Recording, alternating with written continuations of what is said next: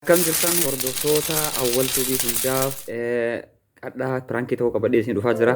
Pirankiin an qabadhee isin dhufaa jiru mucoo wayii jana akka nama jaalatee jaalala sirraa na qabee na hayyamii jedhee kadhadha. Mee waan isin naan jettu walumaan dhageenya. Haga dhuma viidiyoo kiyyaatti laalaa laayikii sabskiraayibtii na godhuu hin dagatina. Amma gara pirankiititti isin dabarsa. Na waliin akka turtan abdii isinirraa qaba. Isin jedha mee bilbilaa waan isin jettu laalla.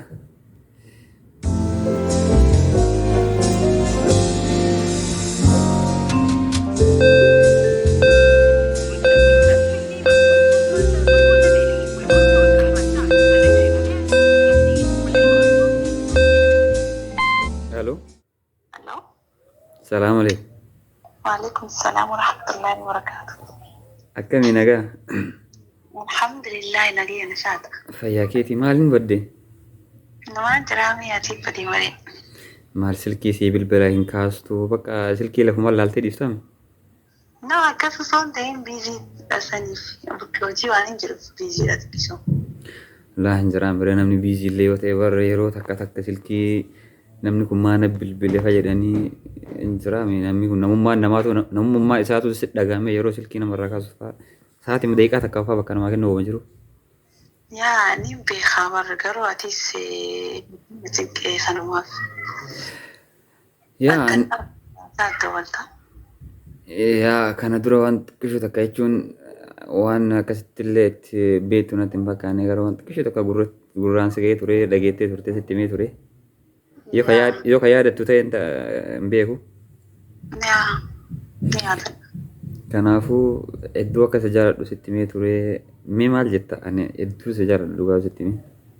Yaa bari wanni ni nanis itti bilbiltu kaasuu diddiif maaliif ni beektaa jaalallee waan sanumaaf waan hin si hojjetan akkasiin jedhu. Laa hin jiraame yookaan jechuun namni fakkeenyaaf ati nama yookiin waan baraafaa si fakkaatu danda'a yookiin namuma si sobeefaa si waliin jiraachuu danda'uufaa si fakkaata garuu nama keessanii miti nama dhugaan si jaalatu nama baqqaa si qabatee fuulduratti deemu yookiin yoo kan hin qabne illee nan sobiniiti waanuma jiru natti himi si waliin jiraachuu barbaadaa si dhiisuun barbaadu sin jedhu. Garuu dhugaa siif immoo dhiifama naa godhiiti onni itti nama jaaladhu hin qabu ammaa zaammaa kana keessatti onni itti nama jaaladhu hin qabu si galee. Sanumaaf yaaboo natti naariin garuu ati nama bareedaadha. Garuu dhiifama naaf godhu onni itti nama jaaladhu hin qabu ammaa.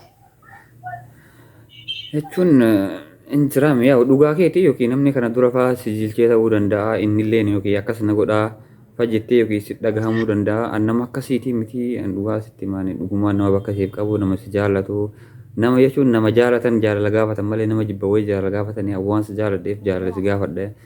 Mee ijoollee shamara baay'ee jira shamara baay'ee san keessa maaliif jaalala si gaafachuu danda'e waanuma si jaaladhuuf waanuma niyyaan kiyya sitti na deebitee fi asin akkamiin garuu kana mara ofirraa na dhiisuu dandeetta. Bakka yoo akkas keetti yaadaati yeroo naa kan niqaa. Yaadii deebisee kan anis amma si galee mazaan waan takka amma waan akkana jeesiif himuu hin danda'u amma murteessuu hin danda'u zaan amma keessa jiru kanatti si galee. Kanaafuu yeroo naa kanniiti sammoota bakka akkasitti wajji deemnee wajji haasuu naaf tips wal agarree. Maali garuu wanni silaa jaalala kana hin jiraame jaalala kana jechuun wanni waan nama mari'atanii miti yookiin na beektaa si beekaa jaalala jechuun ofii mari'atteeti isaa ammaa kana yookiin wanni asin anatti himuu si dhoorge kun maali? Jechuun itti yaadeetuma yoo siima bareedaadha jeeti waan takka yoo itti yaaddee haasawtee yoo itti yaaddee dubbattee bareedaadha ni beektaa osoo itti yaadiin yoo waan san kajettu taate si galee booddeen isaan tolu. Kanaaf ammas jaalaltii immoo waan guddoodha na biratti si galee bootaa guddaa waan qabuuf sanumaaf wallaahi itti yaadee si deebisuu wanni garuu ani akka si jaalladhu garuu hin beektamu jechuun xiqqoo malee taatu jaalala kee akka sitti hin dhagahamaami garuu jechuun fedhii kee ni qabdaa miti. Amma na keessa fiisu jirta dhugaa fadhi.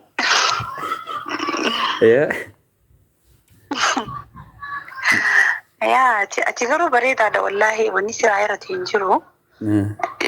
Yoo jaalallee fillee yookaan si qabadhu taate sittiin boona malee sittiin qaanfadhu. Garuu yoo itti yaadan bareeddudha jeette kaanis dhalaami. Maaliif beektaa jechuun hanqofti si jaalachuu osoo hin ta'in yoo xiqqoollee taatuuf jaalalli kiyyallee yoo xiqqoo si keessatti hin dhagaamin dhugaa qabdaa yookiin jibbuu dandeetta kanaaf si gaafadhe beekte. Laa ani naman jibbu garuu tana yoon itti yaade irra jira jeeti. Itti yaadetumaan itti seenaa si galee akkasumas na jira.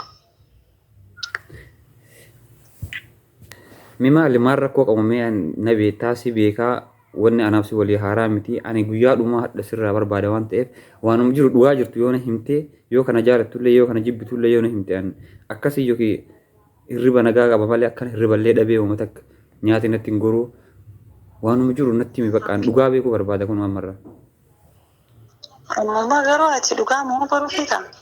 Amma dhugaa baruu barbaada kun isaa amma kana bira taruun barbaadu maaliif miidhamaa jira waan ta'eef jaalala keetiin osoo hin miidhamne dura waan jiru ani dhugaa sin jedha jaalala yeroo jalqabaatiif si jaalachuu kiyya ati naaf haaraa jaalallee naaf haaraa garuu naaf haaraallee ta'uu baatu akka kee kanatti akka jaalala hin qabne jechuun nyaataan jiru hirriba hin qabu jechuun jiraachuu waan barbaaduuf atillee yoo ka obboleessa keetii ka qabdu taate akka kiyyaa ka qabdu taate waan jiru natti akka miidhama kiyya hin barbaanne.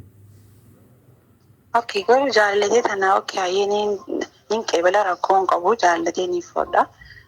Garuu atiin kun bareedaadha dhiirti bareedduun kun nama namtu ni beekta.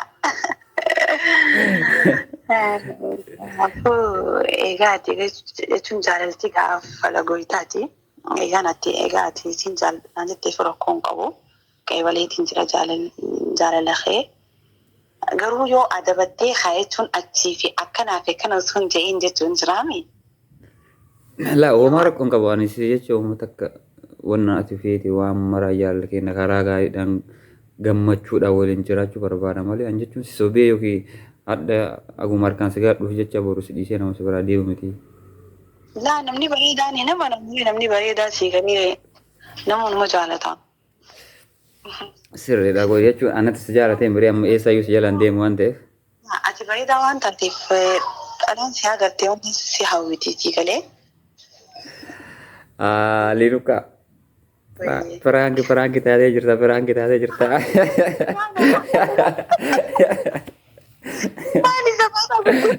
Wallahi galatoof ati jaalalaa ayyamu keetiif galatoof jedhe perang taatee jirta.